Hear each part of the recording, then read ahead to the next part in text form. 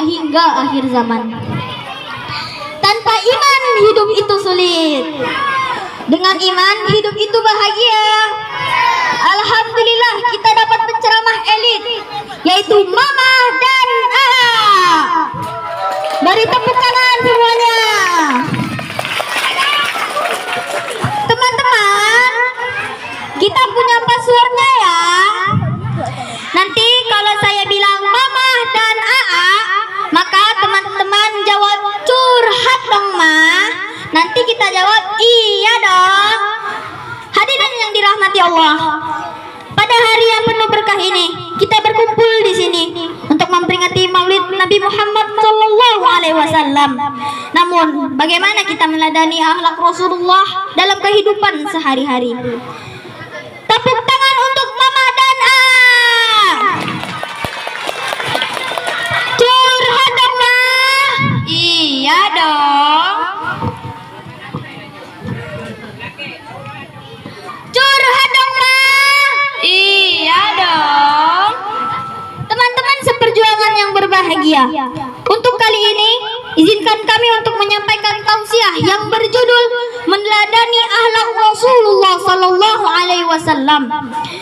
Baiklah teman-teman, untuk menyampaikan ini saya persilahkan teman saya, yaitu Mama Zizi.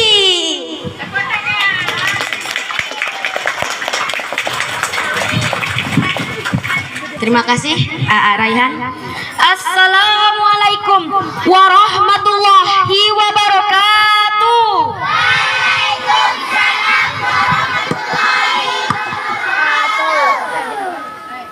Sebelum saya menguraikan tausiah saya, terlebih dahulu saya ingin bertanya, apa agama kita? Siapa Tuhan yang kita sembah?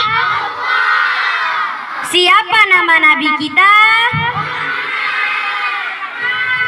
Apa nama kitab suci kita? Di mana kiblat kita? Siapa saudara kita? Kau. Baiklah teman-teman, siapa nama Nabi kita? Siapa tahu tanggal berapa Nabi kita dilahirkan? Nabi Muhammad dilahirkan pada hari Senin tanggal 12 Rabiul Awal pada tahun gajah. Kenapa disebut tahun gajah? Karena pada waktu itu tentara Abraha dari negeri Yaman dengan kendaraan bergajah ingin menghancurkan Ka'bah. Dengan pertolongan Allah mengirimkan bala tentaranya berupa burung ababil dan membawa batu kerikil yang sangat panas. Maka tentara bergajah mati semua terkena kerikil tersebut. Maka selamatlah Ka'bah. Kenapa Ka'bah diselamatkan? Karena Ka'bah adalah kiblat umat Islam. Teman-teman yang berbahagia, untuk apa Allah mengutus Muhammad sebagai nabi bagi umat Islam? Maka jawabannya adalah innama bu'istu liutammima makarima akhlaki. Artinya, aku diutus hanya untuk menyempurnakan akhlak. Hadis riwayat Imam Al-Baihaqi. Bagaimana akhlak yang dianjurkan Rasulullah? Akhlak Rasulullah dalam kehidupan sehari-hari dicerminkan melalui sifat-sifatnya yang terpuji. Ada beberapa sifat Rasul. Ada berapa sifat Rasul? Ada 1. Sidik yang artinya jujur. 2. Amanah yang artinya dapat dipercaya. 3. Tablik yang artinya pandai menyampaikan kebenaran. 4. Fatonah artinya cerdas atau bijaksana. Maka pada hari ini saya menyampaikan bagaimana meneladani sifat Rasulullah. Allah Subhanahu wa taala berfirman dalam Al-Qur'an surah Al-Ahzab ayat 21. Laqad kana lakum fi Rasulillah uswatun hasanah. Artinya, sungguh pada diri Rasulullah benar-benar ada suri tauladan yang baik. Sebentar Mama Zizi, sebelum dilanjutkan kita beri kesempatan dahulu dari Dewan Tamu. Mungkin ada yang ingin bertanya? Silakan Bapak.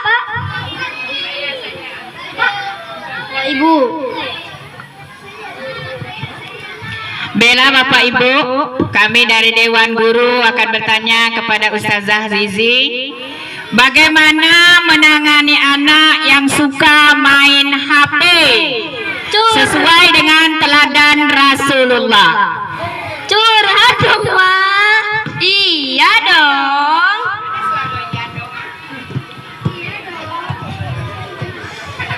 Baik, Bapak dan Ibu, cara mengatasi anak yang suka bermain handphone adalah cara menghadapi anak yang suka bermain handphone secara berlebihan. 1. Mengedepankan kasih sayang dan lemah lembut. Dalam hadis riwayat Abu Dawud, Rasulullah pernah membiarkan cucunya Hasan dan Husain bermain saat beliau sedang sujud. Beliau tidak marah, bahkan memperlama sujud agar mereka tidak jatuh. Artinya, orang tua harus menghadapi anak yang kecanduan handphone dengan lemah lembut. Jangan langsung dimarahi atau diribut HP-nya, tapi dibatasi waktunya. Perbanyak komunikasi dengan anak, adakan kesibukan dan kegiatan atau latihan yang positif. Kedua, berikan keteladanan langsung. Rasulullah tidak hanya menyuruh, tapi terlebih dahulu memberi contoh. Artinya, kalau ingin anak tidak kecanduan handphone, kita harus mengurangi waktu bermain handphone di rumah. Tapi sayangnya, banyak anak yang dibatasi main HP orang tuanya, tapi orang tuanya justru tiktokan, dangdutan, karaokean, atau main FF. Astagfirullah. Baik, berikutnya kita kasih kesempatan kepada wali murid untuk bertanya. Silakan Bapak atau Ibu, ada yang ingin bertanya?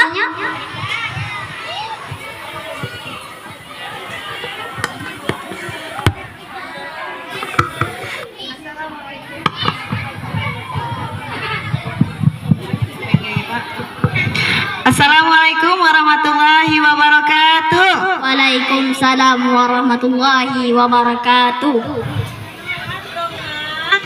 Iya dong.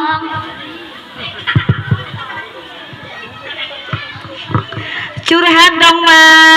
Iya dong. Saya orang tua dari Elia Nazira. Nama saya Siti Aisyah. Saya mau bertanya, bagaimana menangani anak yang suka melawan orang tua dan malah sholat? Terima Curhat kasih. dong, Ma. Iya dong.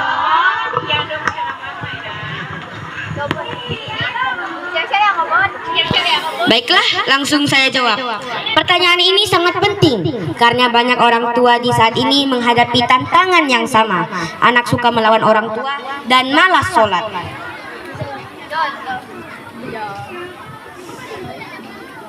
Kita tidak boleh melawan orang tua karena dia sudah mengandung kita selama 9 bulan 10 hari, menyusui sampai umur 2 tahun. Siapa yang hafal lagu Air Susu Ibu?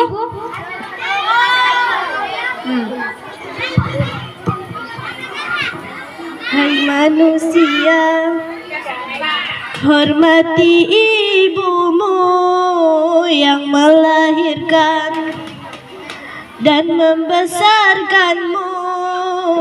Darah dagingmu dari air susunya, jiwa ragamu dari kasih sayangnya.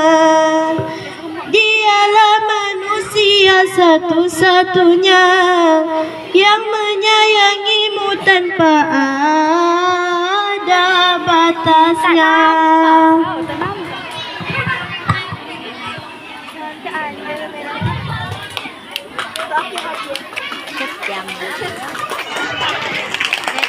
Cara menghadapi anak yang suka melawan orang tua adalah 1. Mendidik dengan akhlak lemah lembut dan sabar.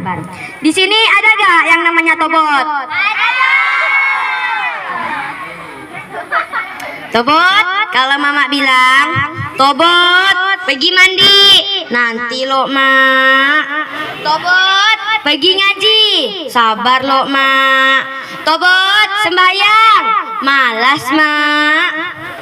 Jangan langsung dimarahi atau dibilang durhaka. Hadapi dengan tenang. Ingat, anak yang suka melawan seringkali butuh perhatian dan cara pendekatan yang tepat. Caranya, dekati anak, elus kepalanya, peluk ia dengan erat, lalu buang ke tepi paret. Betul?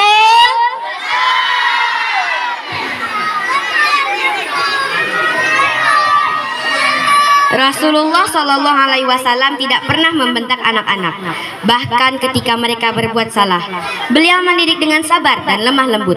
Artinya, jangan pernah lelah untuk selalu diingatkan. Jika tidak mempan diingatkan dengan lisan, boleh dengan teladan.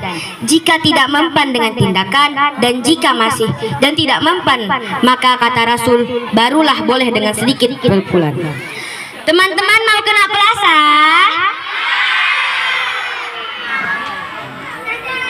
Mau tak dapat duit jajan?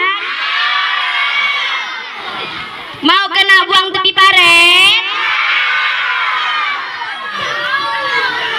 Makanya jangan melah.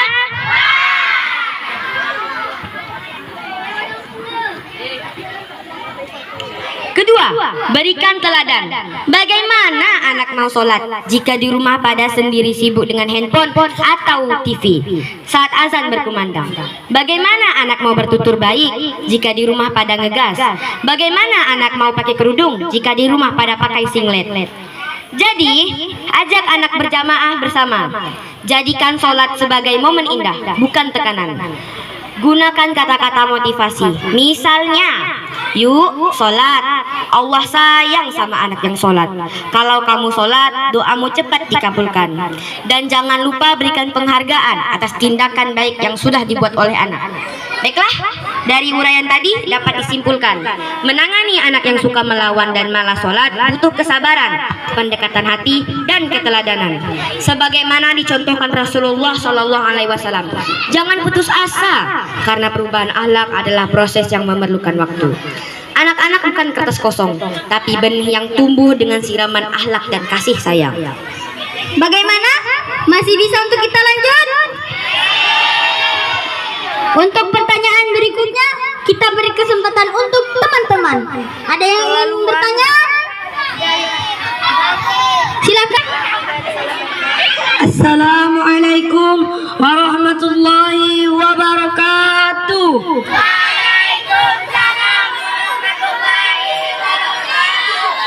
Perkenalkan, nama saya Razik Syabani dari kelas 6.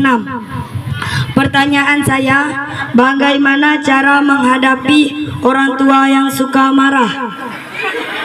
Terima kasih. Assalamualaikum warahmatullahi wabarakatuh. Curhat dong, Ma. Iya dong. Pertanyaan ini mewakili isi pikiran kita ya. Bagaimana menghadapi emak yang suka marah-marah berdasarkan teladan Rasulullah Shallallahu Alaihi Wasallam?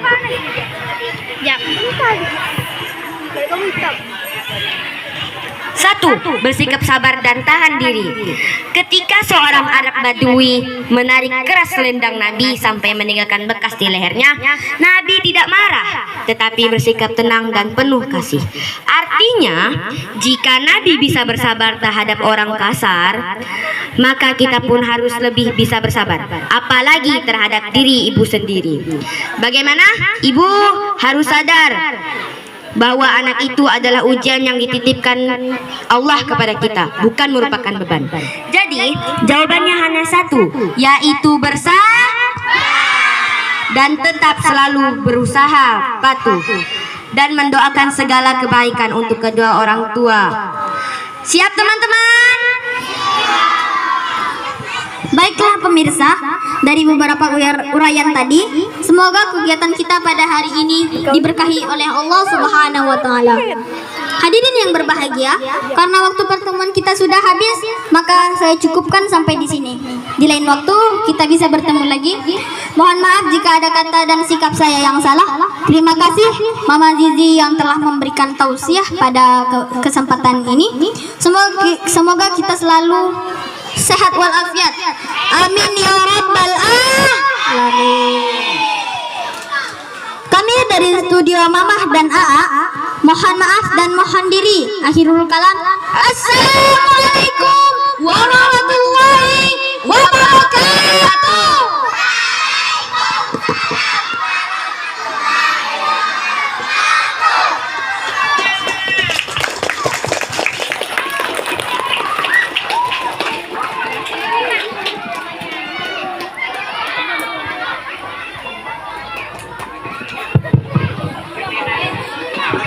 Kepada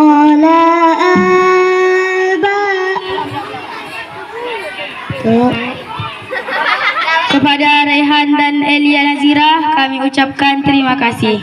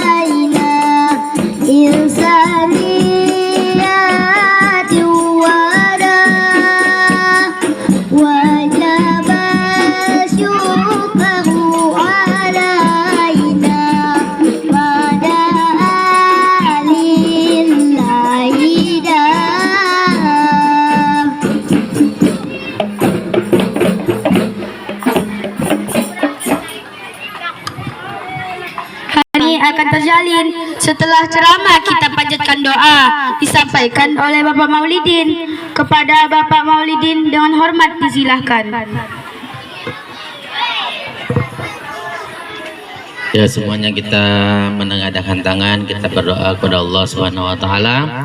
Semoga apa yang telah kita lakukan kegiatan pada hari ini diterima oleh Allah Subhanahu wa taala dan menjadi hamba-hamba yang bersyukur dan menjadi umat Nabi Muhammad yang diterima oleh Allah Subhanahu wa taala. Al-hadiniyah wa likulli niyatin shalihah bi barakati al-Fatihah. A'udzu billahi minasy